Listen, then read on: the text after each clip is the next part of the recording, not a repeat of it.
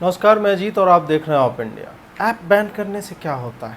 उन्होंने हमारे 20 सैनिक मार दिए, हमने क्या किया? 59 ऐप बैन कर दिए। इस तरह की बहुत बातें चल रही हैं और सिर्फ इसी बिंदु पे मैं बात नहीं करूंगा। मैं बात करने जा रहा हूं कि चीन की किस तरह से इंडिया ने हर तरफ से ले रखी है। मतलब उनकी पलाई जो है हर फ्रंट पे चालू है। आर्थिक फ्रंट पे भी कहें, अंतर्राष्ट्रीय फ्रंट पे अगर बात करें तो यूएन सिक्योरिटी काउंसिल से लेके Australia, Germany, France, UK, Hong Kong वाले मुद्दे पे, पाकिस्तान में जो भी टेरर अटैक हुआ उस पे जो चाइना ने जो रुख अपनाया उसको लेके तमाम फ्रंट्स पे, और ट्रेड वार का तो आपको पता ही है कि यूएस किस तरह से उनके ZTE और हुआवे टेलीकॉम को उन्होंने प्रतिबंधित भी कर दिया और सीधे सीधे आके बोला है कि हम कम्युनिस्ट चाइना का कोई भी प्रोडक्ट यूएस के टैक्स डॉलर से नहीं खरीदेंगे।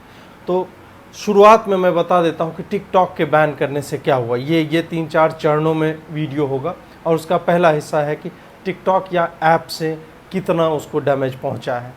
डैमेज इतना ज़्यादा पहुंचा है कि पिछले कई दिनों से ग्लोबल टाइम्स और उनका जो एम्बेसडर था चीन का, वो बार बार जो एक पॉम्पस तरीके से लिख रहा था कि हमारी आर्मी ये है, हमारी आर्मी ये कर रही है, तुम तो ये भी नहीं कर सकते, हम तो नींद में भी बंदूक पकड़े रहते हैं, हम ट्रक को ऐसे नचा लेते हैं। तमाम तरह की जो नौटंकी चलती है, प्रोपेगेंडा वीडियोस लगातार दिखाए जा रहे थे। उसको ये बयान जारी करना पड़ गया कि दिस इज़ सीरियस। भारत में जो चीनी राष्ट्रवादी जो भारत में बैठे हुए हैं वो तो कह रहे थे ऐप बैन करने से क्या होता है। वो कह रहे हैं कि this is a matter of grave concern, ये काफ़ी गंभीर चिंता का विषय है और इसमें हम जो है भारत को WTO तक खींच के ले जाएंगे, ये ट्रेड पॉलिसी का वायलेशन तमाम तरह। अगर चीन पिनक गया है, उसकी अगर सुलग गई है, तभी वो इस तरह के बयान देता है।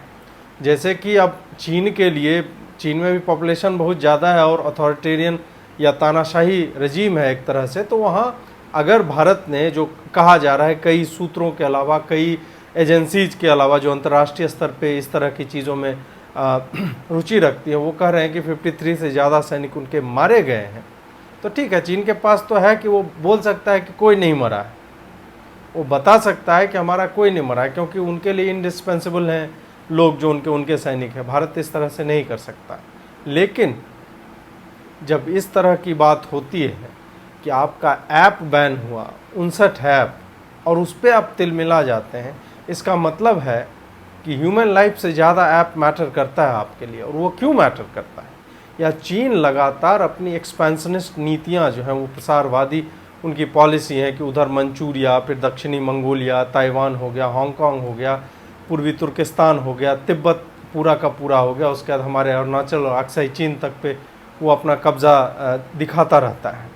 तो इस तरह के प्रसारवादी राज्य के लिए पैसा ही सब कुछ है। टेरिटरी एक्वायर करना, उसके बाद दूसरों के मार्केट्स को फ्लड कर देना अपने ऐप से, जो कि सॉफ्टवेयर वाला एस्पेक्ट हो गया, और हार्डवेयर से जो इलेक्ट्रॉनिक गुड्स जो हैं जिनकी डंपिंग लगातार होती है। जैसा कि एक सिंपल एग्जाम्पल मैं बार बार देता हूं कि आप जो लाइटर यूज़ करते हैं, जो भी सिगरेट पीने वाले हैं, हालांकि नहीं पीना चाहिए, मैं ना पीता हूँ ना एंडोर्स करता हूँ, खैर जो भी है, 10 रुपये का एक लाइटर इंडिया में नहीं बन पाता है, वो भी चीन से आता है। बांस तक इम्पोर्ट हो रहा था, मुझे जहाँ तक जानकारी है चीन से। अब जाके हम उस दिशा में भी सोचना शुरू किया है हमने कि बांस तो नॉर्थ ईस्ट में हमारे भरा पड़ा है, तो हम उसको यूटिलाइज क्यों नहीं करते।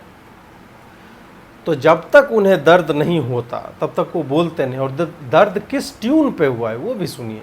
सिर्फ बाइट डांस, जिसका टिकटॉक और हेलो ऐप है, उसको लगभग $6 बिलियन का नुकसान हुआ है। $6 बिलियन, 6 ही बिलियन डॉलर आपको लग रहा होगा, लेकिन $6 बिलियन लगभग 45,300 करोड़ रुपये होते हैं। और बाइट डांस यहाँ पिछले 3-4 सालों से है, और जिस तरह से वो मार्केट में आए हैं, उन्होंने लगभग 7,500 करोड़ रुपये इन्वेस्ट किए हैं भारत में, नई नई ऑफिसेज लिए, चमकती हुई ऑफिस।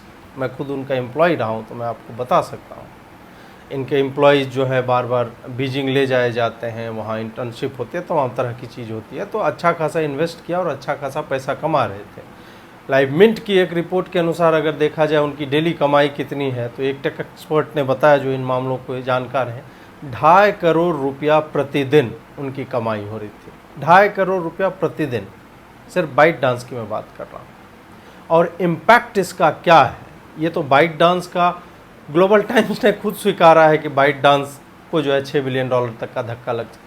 बाकी ऐप्स का क्या है? बाइट डांस के तो 20 करोड़ यूजर्स हैं भारत में, 20 करोड़ यूजर, जो पूरे विश्व में इसके यूजर का 40%, 40% of total users. Hello app है बाइट डांस का ही है, और एक ही ऑफिस में टिकटॉक और बाइट डांस हेलो वाले भी काम करते हैं। लगभग 5 करोड़ यूजर्स हेलो पर हैं, और जिसमें सिर्फ जून में इन्होंने 1 करोड़ न्यू यूजर्स जोड़े हैं। 1 करोड़ नए यूजर्स सिर्फ 1 महीने में जोड़े हैं। और ये मैं बता रहा हूँ, हेलो ऐप 2018 से चालू है इस देश में।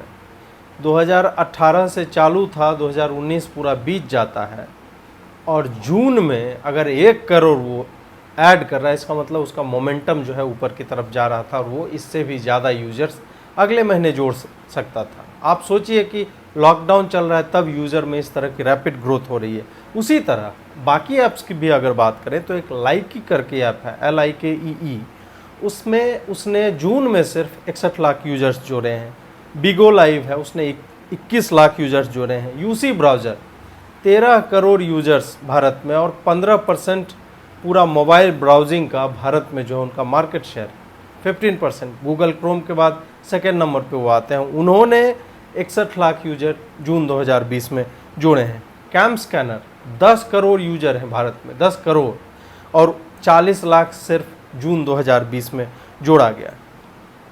ये महज कुछ वैसी संख्याएं नहीं है जिसको आप इग्नोर कर सकते हैं। ये लाख में नहीं है, करोड़ों में है। और एक महीने में 61 लाख, किसी का 41 लाख, किसी का 20 लाख, किसी का 1 करोड़ तक यूजर जुड़ रहा है। और यूज़र इसलिए इम्पॉर्टेंट हो जाता है कि 2 तरह के रेवेन्यू आते हैं। एक, यूज़र जितने नंबर ऑफ़ यूजर्स होंगे उस तरह का रेवेन्यू तो आता ही है, यूज़र बेस का रेवेन्यू। और दूसरा आता है कि यूज़र जो ऐड कंज्यूम करता है उसका revenue.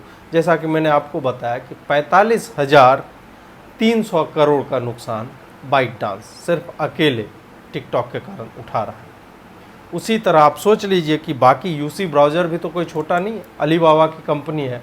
Cam scanner 10 crore user है। अगर टिकटॉक के 20 करोड़ यूजर थे और कैम स्कैन के उसका आधा है, तो उसी ट्यून में हो सकता है, या आधा नहीं, 1 क्वार्टर भी उसका पैसा आप मान के चलिए, 10,000 करोड़ भी तो उसका नुकसान हुआ।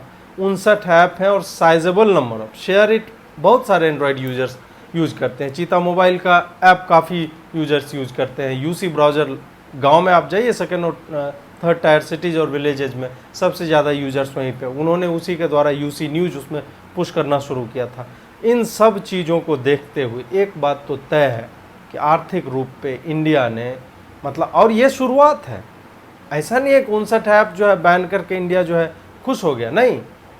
इसके बाद और चीज़ें हैं, जैसे 5G टेक्नोलॉजी पे चाइना का वावे है, जो पूरे विश्व में एक तरह से मोनोपोली थी, मोनोपोली नहीं कह सकते, बट बहुत बड़ा मतलब हिस्सा जो है 5G टेक्नोलॉजी का, उसके इक्विपमेंट्स का चीनी कंपनियों का रहा है। ZTE है, वावे है। इनको US ने तो बैन कर ही दिया, और भारत भी हो सकता है आने वाले समय में ये अनाउंसमेंट भी हो। ये अनाउंसमेंट इसलिए अभी नहीं हो रहा है कि हो सकता है स्टैगर्ड वे में, या पहले गवर्नमेंट कंफर्म करना चाह रही हो कि हमारे जो भारतीय कंपनियां हैं, एयरटेल है, जियो है, इन लोगों के पास क्या कैपेबिलिटी है 5G की टेस्टिंग की, या उसके ऑल्टरनेट अरेंजमेंट्स हैं हमारे देश में। तो इस कारण से भी अभी अनाउंसमेंट को थोड़ी देर के लिए होल्ड पे रख दिया गया। आपने सुना ही होगा कि BSNL ने और रेलवे ने भी शायद, और कई कंपनियों ने, आनंद महिंद्रा ने आज ट्वीट किया है, JSW स्टील ने, जिंदल स्टील ने कहा है कि हम 2 साल में जो है अपना ज़ीरो कर देंगे। $400 मिलियन का उनका आयात हुआ करता था स्टील का, उन्होंने कहा कि हम ज़ीरो करने वाले हैं उसको। इसी तरह चीन अभी एक फ्रॉड में पकड़ाया था कि शायद 400 टन गोल्ड, फेक गोल्ड वो मतलब मार्केट में फ्लड कर रहे थे।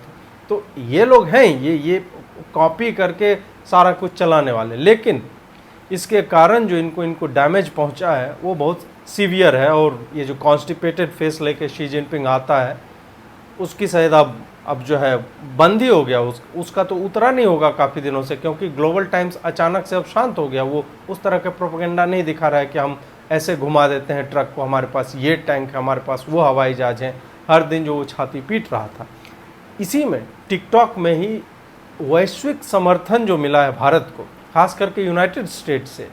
US की एक राजदूत रही हैं UN में, निकी हेली, उन्होंने इस खबर की सराहना की है और उन्होंने इस खबर को शेयर किया है। माइक पॉम्पेओ जो यूएस सेक्रेटरी ऑफ स्टेट है, वो नंबर 2 के लेवल का होता है यूएस गवर्नमेंट में, उन्होंने कहा कि ये जो क्लीनिंग की प्रक्रिया शुरू की है भारत ने, ये सराहनीय है और ये होना चाहिए। साथ ही कुछ देशों में अब इस तरह की जो प्राइवेसी के कंसर्न्स हैं, और टिकटॉक के बारे में तो नॉर्मली भारत में तो एंड्रॉयड यूज़र्स ज़्यादा हैं, लेकिन यूएस या यूरोप में जहाँ आईओएस के यूजर्स, आईफोन यूजर्स भी एक साइजेबल क्वांटिटी में है, उन्होंने अभी डिस्कवर किया था कि टिकटॉक वो जो भी टाइप कर रहे थे वो कॉपी कर रहा था। आप अगर क्रेडिट कार्ड का भी इंफॉर्मेशन टाइप कर रहे हैं तो वो भी वो कॉपी कर रहा है, चोरी कर रहा है, उसमें सीवीवी आपका जाता है, एक्सपायरी डेट सब कुछ जाता है, तो ये काफ़ी खतरनाक हो जाता है। अब बाकी देश भी हो सकता है कि धीरे धीरे जो है अटैक करेंगे या अपने अपने देशों से बैन कर सकते हैं। ये मतलब भारत ने शुरुआत की है, और इसको नॉर्मली क्या होता है कि अगर इस तरह की नीतियां आती हैं किसी सरकार की, किसी एक अंतर्राष्ट्रीय सरकार की, तो बाकी टेक कम्युनिटी में बड़ा बवाल मच जाता है। जैसे सिलिकॉन वैली अगर होता है यूएस का, तो उसमें आ जाता कि भारत में अब जो है स्टार्टअप्स नहीं हो पाएंगे, और कैसे हम इन्वेस्टमेंट का एनवायरनमेंट ख़राब चल रहा है, सरकार एक दिन उठती है और सारा चीज़ बैन कर देती है। लेकिन ऐसा बिल्कुल भी नहीं हुआ। US is happy about it, और यूएस में एक अलग लेवल पे चीन को लेके जो ट्रेड वार तो छिड़ा हुआ ही है, बाकी चीज़ों को भी उन्होंने वर्ल्ड ट्रेड ऑर्गेनाइजेशन का जो एक दायरा है उसमें रहते हुए किस तरह से पुश आउट करने की कोशिश की है, वो भी काफ़ी इंडस्ट्री वॉचर्स जो हैं वो लगातार देख रहे हैं। और आने वाले समय में चीन आर्थिक रूप से तो पूरी तरह से घिर गया। हाल ही में आपने सुना होगा कि पाकिस्तान में एक स्टॉक एक्सचेंज, हाँ वहाँ भी स्टॉक एक्सचेंज है, वहाँ पे जो है वर्क फ्रॉम होम टेररिस्ट ने जो है हमला किया और उड़ा दिया पूरा, मतलब उसमें काफ़ी गोलीबारी हुई, कुछ लोगों की लाशें भी गिरी। उस पे जो है एक जेनरिक स्टेटमेंट आता है यूएन की तरफ से कि हम इसकी कड़ी निंदा करते हैं। इस बार उसको चाइना ने ड्राफ्ट किया था, और चाइना ने ड्राफ्ट किया था, साथ ही पाकिस्तान के जो विदेश मंत्री हैं उन्होंने जो है कहा कि भारत का इसमें हाथ है। इस कारण से जो भारत के समर्थन करने वाला भारत का जो ग्रुप है वहाँ पे नॉर्मली क्या होता है कि अगर एक रिजोल्यूशन इस तरह का आता है टेररिज्म पे, तो वो साइलेंटली पास कर दिया जाता है कि इतने बजे तक अगर किसी को आपत्ति नहीं है या कोई साइन नहीं करता है या कोई उस डॉक्यूमेंट को टच नहीं करता है तो पास माना जाएगा रिजोल्यूशन। नॉर्मली ये ऐसा हो जाता है। लेकिन चूंकि इस बार चीन ने ड्राफ्ट किया था, पाकिस्तान के बिहाफ पे ड्राफ्ट किया था, 4 बजे का टाइम दिया गया था, और जर्मनी ने अंतिम मिनट में जाके रेज किया ताकि वो रिलीज ना हो सके स्टेटमेंट। उसके बाद फिर एक डेडलाइन उसके बाद बढ़ जाती है स्टेटमेंट के रिलीज होने का। फिर अंतिम मौके पे यूनाइटेड स्टेट्स में घुस के वो कह देता है कि हमें पढ़ना है या जो भी है इस तरह की बात। तो क्या होता है कि पाकिस्तान में एक टेरर अटैक होता है, और उसका कंडेमनेशन चाइना जितनी तेज़ी से करना चाहता था उसको रोक दिया गया। देखिए आपको लगेगा इससे क्या होता है, इससे कुछ नहीं होता है। जैसे कि अब मज़े लेने वाले कहते हैं ना कि मोदी जो है इतना हवाई जहाज़ पे घूम रहा था, लॉकडाउन में हवाई जहाज़ पे घूमना बंद हो गया। घूमना बंद हुआ है, लेकिन उसकी जो विदेश नीति रही है और उसका जो वर्ल्ड लीडर्स के बीच जो रैपो है उसका, वो अभी दिख रहा है कि किस तरह से भारत के सपोर्ट में उन जगहों पे लोग आ रहे हैं। जैसे कि अभी अस्थायी मेंबरशिप जो है यूएन सिक्योरिटी काउंसिल की, भारत को जितने वोट मिले शायद 184 नेशंस का वोट मिला है, जो कि अनप्रेसिडेंटेड है। इस कारण पाकिस्तान भी नाराज़ हो गया था कि इतना ज़्यादा मतलब सपोर्ट कैसे भारत को मिल गया। तो ये सब बताता है कि ये जो प्रधानमंत्री हर जगह पे छोटे छोटे देशों में जाके अपने लिए समर्थन जुटा रहे थे, और जिस तरह की संधियाँ हुए, जिस तरह के समझौते हुए, उसका प्रतिफल जो है धीरे धीरे मिलता है, और उन अपॉर्चून मोमेंट्स पे मिलता है जब उसकी ज़रूरत होती है। यूएस ने आइडेंटिफाई किया, भारत को बार बार सपोर्ट किया, और वोकल रहा है यूएस पिछले कई समय से। एक और चीज़ हुई है, गलवान वैली में जो हमारे वीरगति को प्राप्त हुए थे 20 हमारे जवान और अफसर, तो उनको लेके नॉर्मली होता है कि इंटरनेशनल कम्युनिटी में मतलब वोकल नहीं हुआ जाता है सिर्फ, या तो अगर वो टेरर अटैक है तो उसकी निंदा कर देंगे, लेकिन दो आर्मीज़ के बीच स्कर्मिश होगा, झगड़ा होगा, इस तरह का होगा, तो वो उसमें नॉर्मली कोई स्टेटमेंट नहीं आता, या तो कह देंगे कि दोनों को रिस्ट्रेन की ज़रूरत है। लेकिन फ्रांस ने, जर्मनी ने, मालदीव्स ने, जापान ने, इन सब ने भारतीय सैनिकों के बलिदान पर श्रद्धांजलि अर्पित की है। ये भी मतलब ये देखिए, इन सब चीज़ों को आप सिंबॉलिकली देखिए, प्रतीकात्मक तौर पे है कि हम तुम्हारे पीछे खड़े हैं।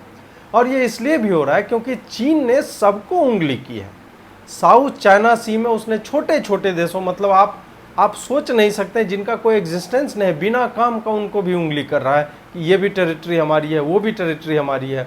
हाल ही में उसने रूस का एक जगह है व्लादिवोस्तोक, उसको बोल रहा है कि नहीं, ये अनइक्वल ट्रीटी बीजिंग के साथ हुई थी बहुत पहले 1860 लगभग में, वो हमारा एरिया है, पहले फलाने नाम से जाना जाता।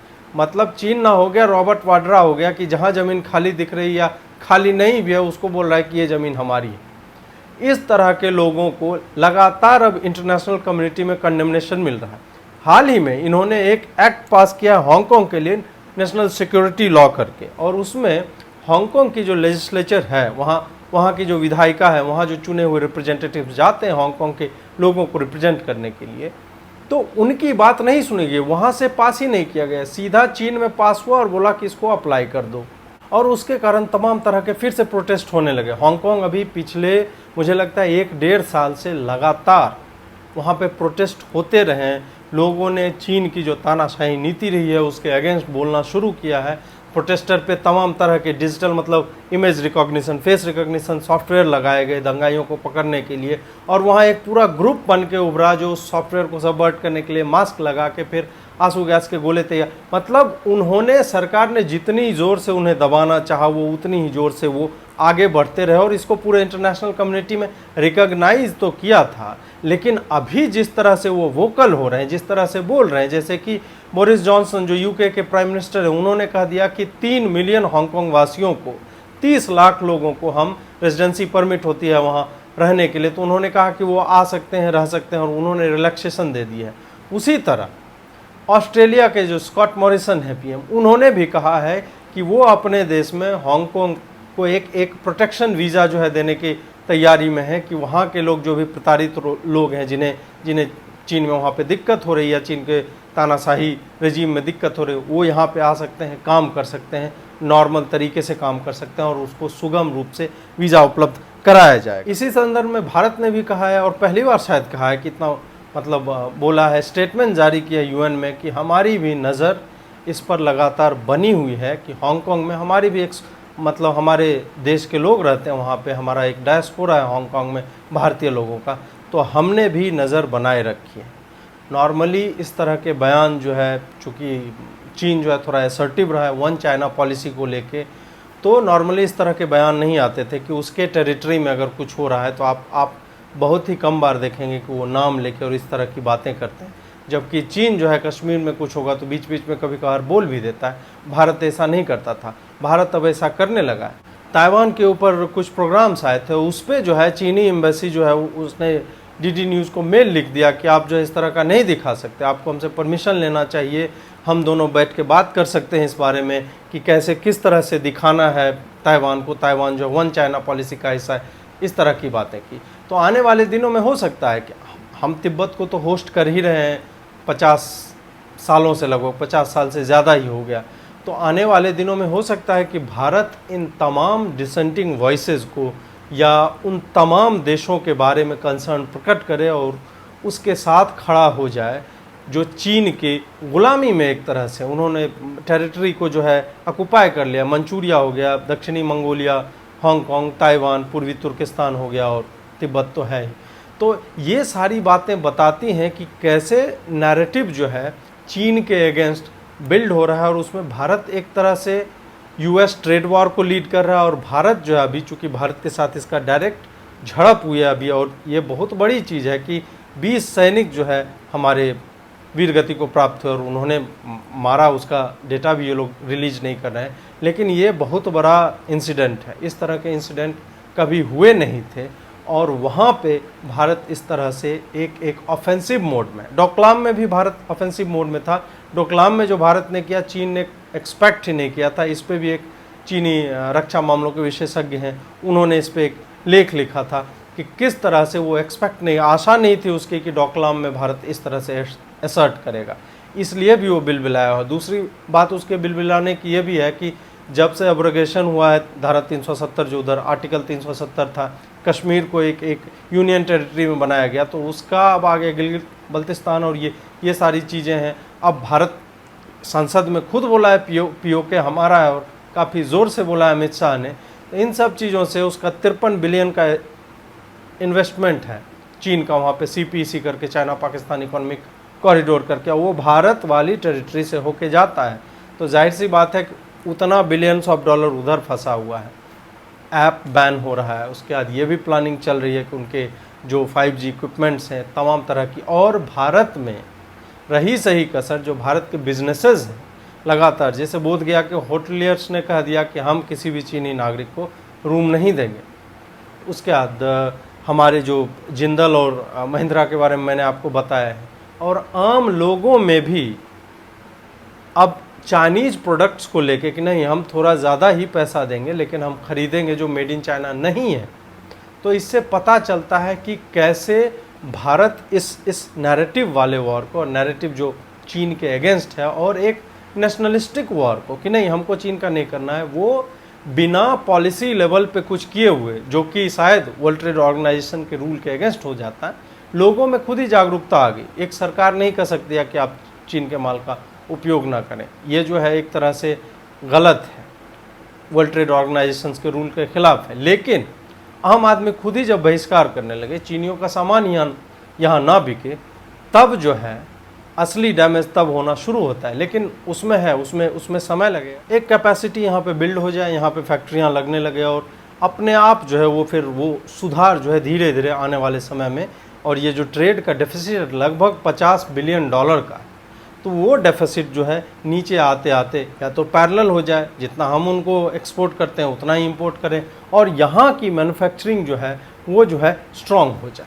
अब एक और एस्पेक्ट है कि चीन ने किस तरह से, मतलब वो इतना बिलबिलाया हुआ, पहले तो 20,000 के लगभग ट्रूप जो है लाइन ऑफ एक्चुअल कंट्रोल पे उसने मूव किया, और दूसरा वो 2 आतंकी संगठनों को, एक अलबद्र है जो जम्मू कश्मीर में एक्टिव है, पाकिस्तानी बैक्ड आतंकी संगठन है, उसको पैसे दे रहा है, उसको उकसा रहा है कि तुम जम्मू कश्मीर में अशांति फैलाए रखो, और दूसरा म्यांमार का है नैपिताव करके एक आतंकी समूह, उसका 95% खर्चा जो है, पैसा जो है अराकान आर्मी करके है उधर पे, तो उसको जो है मिसाइल्स भी दे रहा है, और लगातार पैसे से, आर्म्स एंड अम्युनिशन से, मतलब गन्स उनको दे रहा है, और उनको कह रहा है कि तुम जो है उस फ्रंट पे भी, क्योंकि म्यांमार भी हमारा एक तरह से पड़ोसी ही है, तो उसके साथ उधर से भी ये फ्यूल करने की कोशिश में लगा हुआ। और ये अराकान आर्मी वही है जिसने, चीन का वहाँ पे इन्वेस्टमेंट था और वहाँ पे कुछ काम वाम चल रहा था,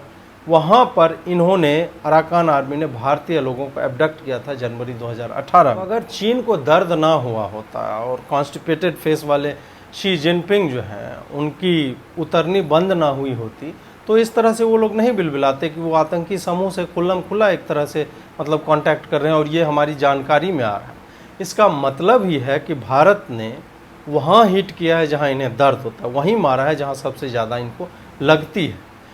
और जो ये चीनी राष्ट्रवादी जो हैं भारत में बैठे हुए, जो उनका काम कर रहे हैं, वो काम करने में रुकेंगे नहीं। वो मीडिया चैनलों पे अपनी ही आर्मी पे जो है क्वेश्चन करते नज़र आएंगे, अपनी ही आर्मी को हे दृष्टि से देखेंगे, आर्मी की बड़ाई करने के शब्दों का प्रयोग करते हुए वो उन्हीं पे क्वेश्चन करेंगे और कहेंगे नहीं हम तो भारत सरकार पे, मोदी सरकार पे सवाल उठा रहे हैं कि वो क्या कर रहे हैं। नहीं, जब वहाँ पे हमारी आर्मी है वहाँ पे, और तुम जब उन पे सवाल उठाते हो, वो सरकार पे सवाल नहीं होता है, वो उनकी एबिलिटीज़ पे सवाल होता है। और दूसरी बात, इनमें से किसी ने भी, ये जो पूरा गिरोह है पत्रकारों का और गैर भाजपाई नेताओं का, सिर्फ मायावती ने खुल के कहा कि हम इस मामले में जो है उसके साथ हैं। शायद उनको समझ में आया होगा कि कुछ चीज़ नॉन नेगोशिएबल है और वो आम जनता समझती है।